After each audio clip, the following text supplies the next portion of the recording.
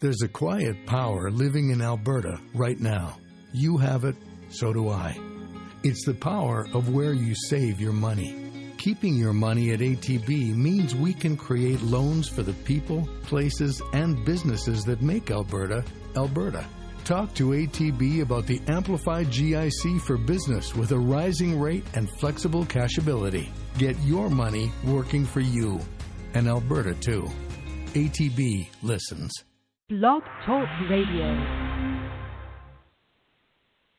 Well, hello, Divas, and welcome to the Divas That Care Network. My name is Candice Gish, and I am the host of the show. So for any of you that have just tuned in today for the very first time, thank you so much. Welcome to our amazing Diva family out there. We're just excited to have you listening to our program. We do have 10 programs now on the Divas That Care Network, and our hosts have amazing shows, and they're just amazing people. So you definitely have to check out those ladies at thedivasthatcare.com. Well, I am excited. I have a brand new lady that I am introducing to you guys today. I'm going to be welcoming her to our Diva family because I know that you guys are going to love her, and I know that she's going to be a part of our movement for a very long time. This woman is absolutely amazing. I've had the opportunity to be introduced to her by a mutual friend, and when I had the opportunity to read about her and to know the things that she's doing, this woman inspired me. She's got a lot of things that I think that are going to inspire all of you today. So, Kara Baratek, welcome to the show. Thank you so much for having me, Candice. Oh, my goodness. I am just beyond pumped to have you today, Kara. Can you spend a couple of minutes here and share a little bit about yourself so we can get to know you? Sure. So I'm based in Texas, and the main thing that I am is I'm a mom. I'm a mom to two little girls. And being a mother was really something that was very transformative in my life. So prior to being a mom, I was kind of a typical career professional woman, just kind of navigating, trying to do the best that I can, and be successful. And things as a professional woman, things are definitely different for you. We've got a lot of issues in terms of equality, but it was never something that I worried that much about because I thought, I'm tough. I'm going to make it. I'm going to make a great career for myself no matter what. And that's really what I set out to do. And so I worked for several years, and then I got pregnant with my first daughter, and things really began to change for me from that point on. Because I started to kind of realize that the things that I was dealing with as a woman in the STEM fields, not having a big peer network, not seeing the representation and leadership, not really knowing exactly where my career was going to go, especially as I became a mother. I said, this is something that really needs to change. So I started kind of probably the typical way that a lot of career women do. They join groups. They join networking groups. They do things that hopefully try to empower their colleagues. I started a networking group at my own organization, and I worked just the typical things that way. And I realized that change happens at that level, at that peer level, but it only has a particular ceiling. When it comes to the change that I think is important for my daughters and all the other little girls out there who are going to be, they're going to be the ones that are going to be creating their own society, their own rules for the future. That change really happens at their level. And so I thought it was important. It is, and basically what I wanted to do with the Serafina Love Science books was plant a seed of positivity for all those little girls.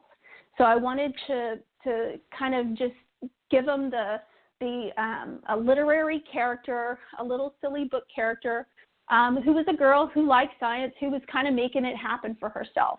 And that's what Serafina Love Science is all about. It's not too complex. So, Kara, I'm just going to interrupt you here for a second here. Yes. I want to just kind of go back a little bit here. So I know what you do. But I want to kind of go back and can you explain what the STEM field is for any of our listeners that might not know what that is? I think before we dive into your book, maybe we should really talk about that a little bit. Sure. Yeah. So STEM stands for science, technology, engineering, and math. And really what that is any kind of career that's based around science and science education. And so these involve, the healthcare professions, biology, chemistry.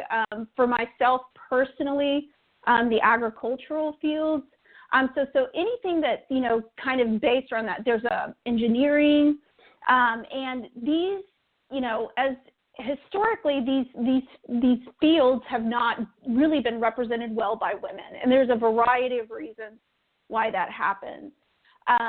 But these are very important professions and careers for our world because this is where a lot of discovery happens, a lot of innovation. Yes.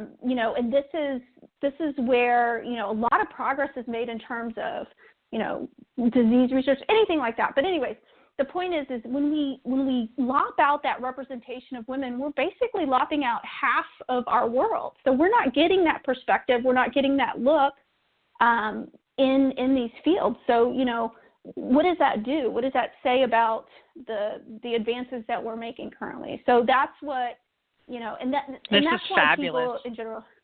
Yeah, well, and I love it.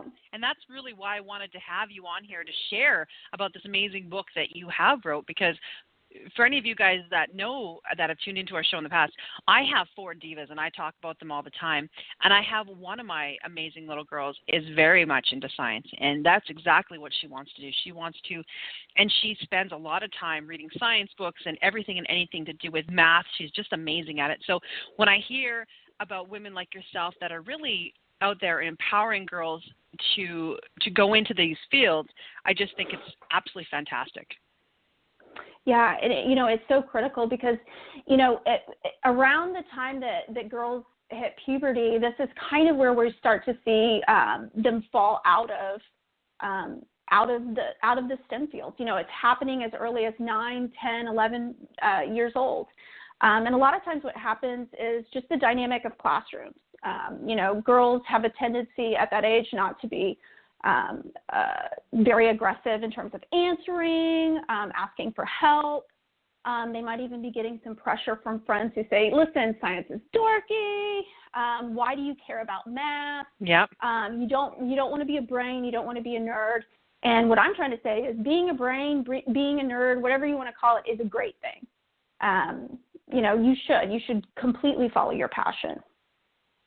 Oh, I love it. I absolutely love it. This is perfect because that's the kind of thing that we definitely hear out there is that, and even it's funny because my daughter would come up to me, do you think it's weird that I like science and math so much? And I'm like, no, I think it's awesome. and it's just having, I think, those conversations with people too, and getting that, I don't know, that stereotype or whatever it is that trying to stop, like, no, this is a great thing. This is absolutely fantastic. Look how brilliant. And I think in our home, I really had to find biographies about women in science and in math. And that really helped my daughter. And now she's read them and she's like, oh, wow, look what they've done. Look what, do you think I could do something like that one day? Do you think I could be an inventor? And I'm like, oh, yeah, I totally do. And I think what you've done. So let's talk about your book now, because I think, we can get it out there and really share and promote this, because I think having this book and having the girls read it, I think would be really impactful too. Yeah, absolutely. And I really love the idea of reading those biographies because, we need role models. We need people that we can, and, that was one of the things for me is when you're in a STEM field and you don't have other people that look like you out there, you don't feel like you have that support. You don't have that system. And so little girls feel the same way too. When they're thinking about their interest in science, maybe, being an astronaut or whatever, if they don't see people that look like them, that doesn't encourage that behavior. It doesn't encourage them to move further. So anyway, so that's really important, especially with your daughter reading those biographies. But and so that's kind of what Serafina Loves Science is. The intent is all about is I wanted to create a character who was relatable for girls that age. And Seraphina's 11 years old, and that was very intentional for me because that's that age where you start to hit puberty. This is where the girls are dropping out, that middle school era. And that's a really tough time for boys and girls. That's when kids are starting to kind of deal with these big realities of life. Maybe my parents aren't so smart.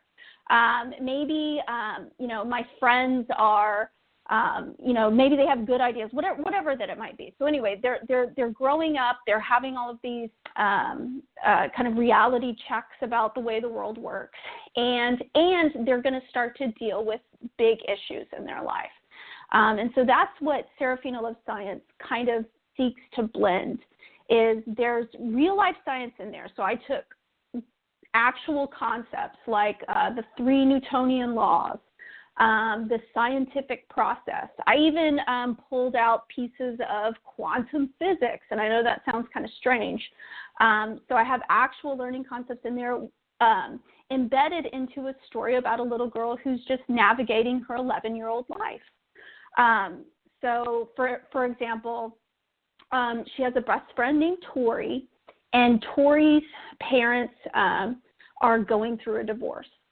And Seraphina uses all of her love and passion for science to try and help Tori make it and understand what's happening with her parents' divorce.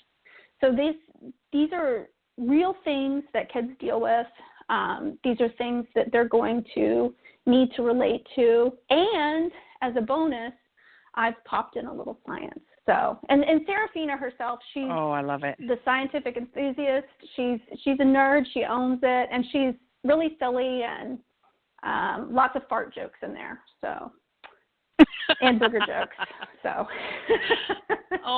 You know what, ladies? And I'm going to be posting this on our Facebook and social media so that you'll have a link so that you can check out Seraphina Loves Science, because I think that for any of you that have young divas out there that are into this, I think they're going to really like it. I know that I'll be purchasing one for my amazing diva also.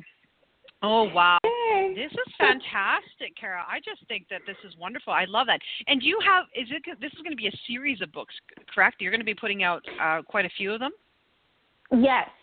So that's the intent right now. What we've discussed with my publisher is that, every 6 months we'd be putting them out. And I've written a number of them, and I try to kind of have each book revolve around one kind of key scientific concept, but also one key one key life lesson. Cosmic Conundrum is all about bullying and fitting in. Quantum Quagmire, it's about understanding parental divorce. So those are 2 real things that kids will deal with. And in fact, these are things that my own children have dealt with, and they've come to me and they've said, "Hey, what happens in this instance?" My oldest came to me and was very sad. One of her friend's parents were going through a divorce, and she was really upset about it, and that was a big emotional issue that she needed to deal with. And I said, there has to be a resource out there for kids like that. So that's where that came from. I think it's beautiful, and that you've done that. So thank you very much. All right, so let's talk about some other things. Like, we've got this. We're going to be posting all about your books. Is there other things that you would love to share with our divas today? I know that, as you've been mentioning, that you've got a passion for inspiring girls. Is there causes that you're involved in that we can talk about also? Well, I think the main thing is for me is, just being that role model for little girls. That's kind of one of the things that I've noticed. Kids are kind of like sibs. They watch everything that we do. They see everything that we do. And, we're not perfect. I know I'm not perfect. I make mistakes every day, but I try to be the best role model that I can be. And I learned that through my own career is I kind of wanted to make a difference by force with a hammer. I wanted to kind of just change the world and make it equitable and yesterday. I wanted all of those things to happen, because when you really start to understand how how disparity works, especially in those STEM fields, especially when you don't see a lot of women in science. You say, well, things have got to change, and they've got to change now. But I realized that change is a slow process, and the best thing that can happen and the most power that each person has is their own individual power to just be a good role model. If you are in the STEM fields, or if you are a professional, reaching out to girls in your community, going to career days, volunteering at elementary schools, those are all things that matter. And all of those little tiny pieces of positivity, they connect, and eventually they make big waves of change. I can tell a difference from my childhood to now. My daughter has so many positive female role models that it's shocking. There's Malala, there's Michelle Obama, there's just a ton of people out there. There's great programming. She's a huge fan of a show called Project MC Squared. It's like a Netflix show. And anyway, yes, my kids are into that too. Yeah, and I thought Love this is adorable. Yeah, and she gets a lot of things. She'll spout off all of these these little facts, and I'm like, where did you get that? And she said, oh, Project MC Squared. So it's changing. So for me, that's kind of the best. And of course, again, I'm not perfect. I'm just trying to, I just view everything through my daughters. What can I do to make their world better when they get to my age? Oh, Kara, you are a diva, and we are so, so excited to have you a part of our family. Oh, my goodness. Your tips about being role models and volunteering, I think that is the key. We want to be that positive role model for the next generation. We want to showcase, we want to demonstrate what we need to do and inspire them. And I love that you said, go into the schools, volunteer, mentor, do that. And I think that if we have more women out there, and there's a lot of organizations now that are definitely getting into the mentorship, empowering other entrepreneurs. But I think that getting down to the children, the girls in the school systems, I think that is a brilliant idea. And I hope that the ladies that are listening today, if there is something that you can contribute to our next generation, please do so, because I really believe that can make a world of difference for them all. Yeah, and the way that I always think about it is, all of our daughters and all of the other little girls that we see out there, they don't have any preconceived notions about the way that the world is supposed to be. So it wouldn't hurt anything for us to kind of create that picture, create that image in their mind of, hey, you want to be president? Be president. You want to be an astronaut? You want to walk on Mars? Walk on Mars. Make it happen. And they will. They absolutely, they're capable of so many amazing things.